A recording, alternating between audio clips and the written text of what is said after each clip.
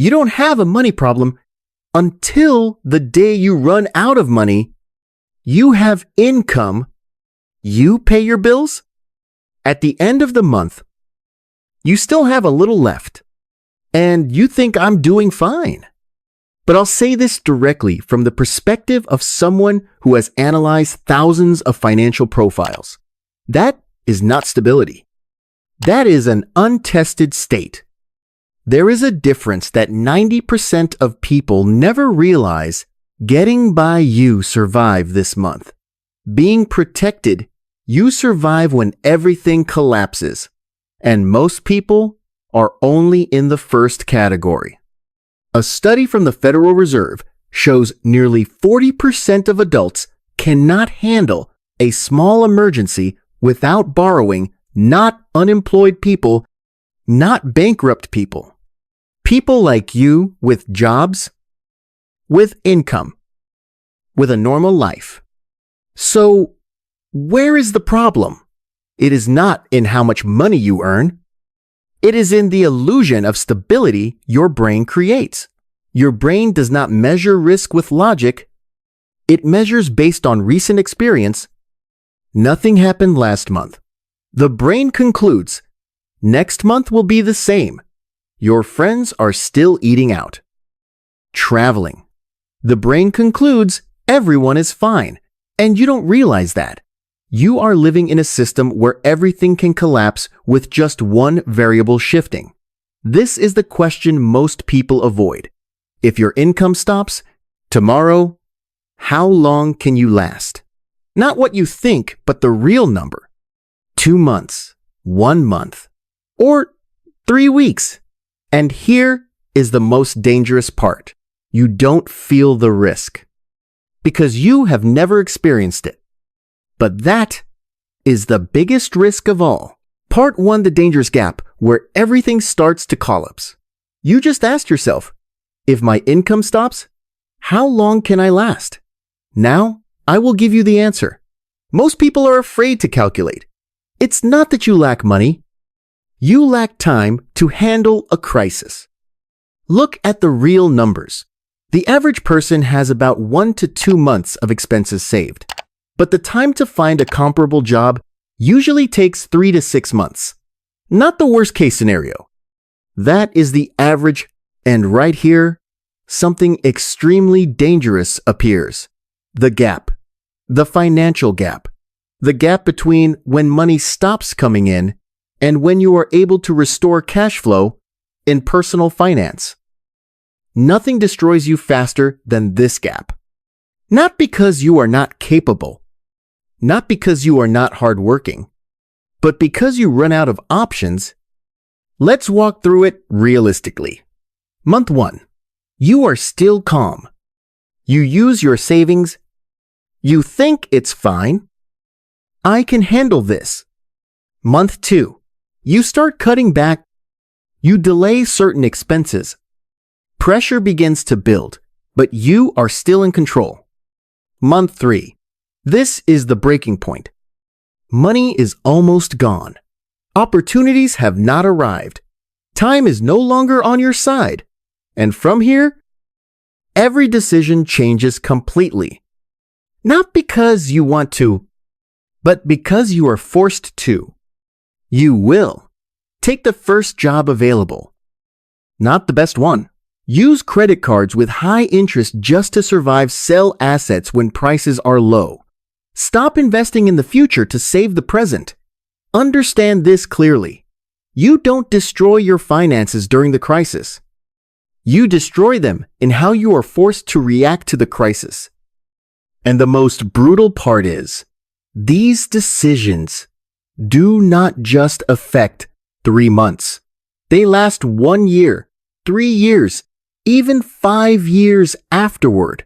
That is why there are people who have the same income as you, put in the same effort as you, but after 5 years, they are in a completely different position, not because they are luckier, but because when the crisis came, they had time to choose. Part 2. The invisible cost when your brain is downgraded. You think the problem only starts when the money runs out? Wrong. The problem starts long before that, when you live without a financial buffer. There is something most people don't realize. Lacking emergency savings does not just make you more at risk. It makes you less intelligent in how you make decisions. Research by Sendhil Mullainathan shows when you are under financial pressure, your brain loses part of its cognitive bandwidth. This effect is so strong that it is equivalent to losing a full night of sleep, not when you go bankrupt, just by constantly being in a state of not secure enough. Now, connect this to real life. Have you ever hesitated to negotiate your salary because you were afraid of losing the opportunity? Accepted a job that wasn't a good fit just because you needed money immediately? Delayed an investment decision because you were not sure yet, not because you lack ability, but because your brain is operating under survival pressure? At the biological level, this is even clearer. Neuroscientist Amy Arnsten at Yale University found when you are stressed, your body increases cortisol, the part of your brain responsible for long-term planning, emotional control, logical decision-making gets partially shut down. Simply put, when you lack financial safety, you are no longer making decisions as the best version of yourself. And this is the point very few people see. You don't need a major crisis to be affected. Just always feeling slightly short, always calculating every expense, always having a vague worry in the background is enough to lower the quality of your decisions every day.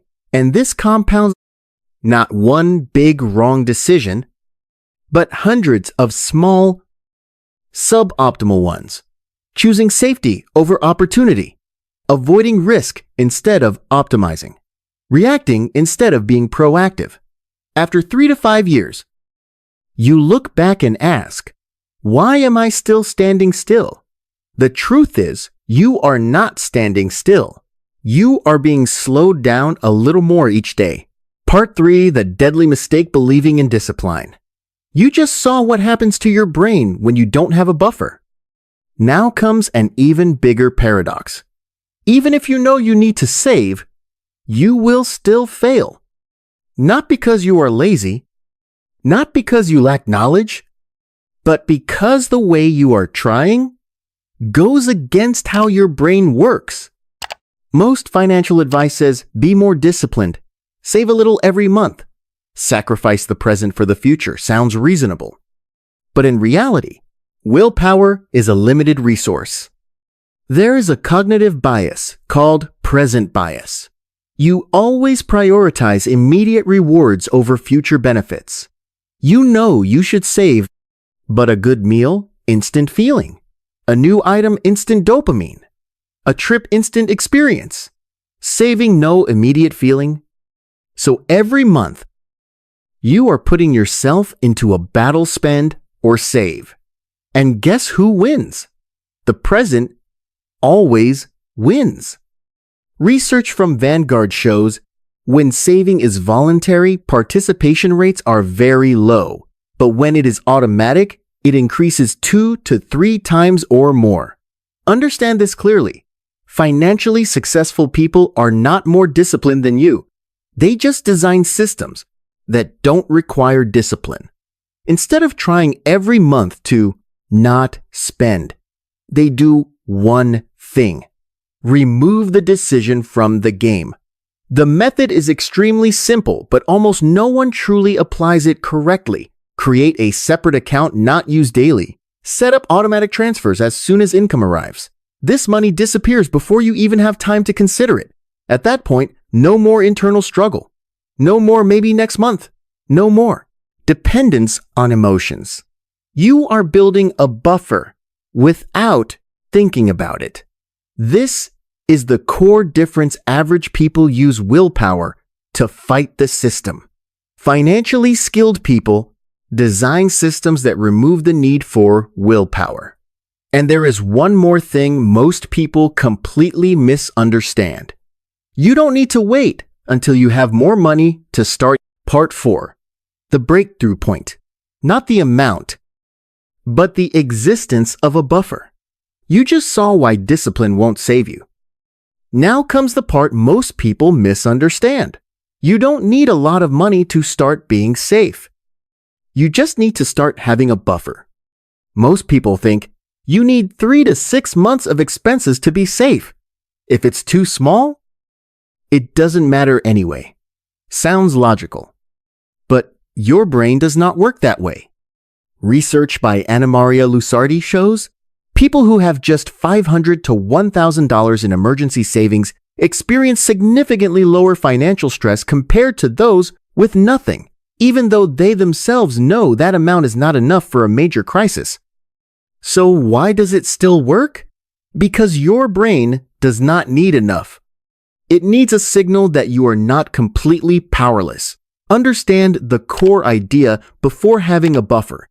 The answer to every risk is nothing at all.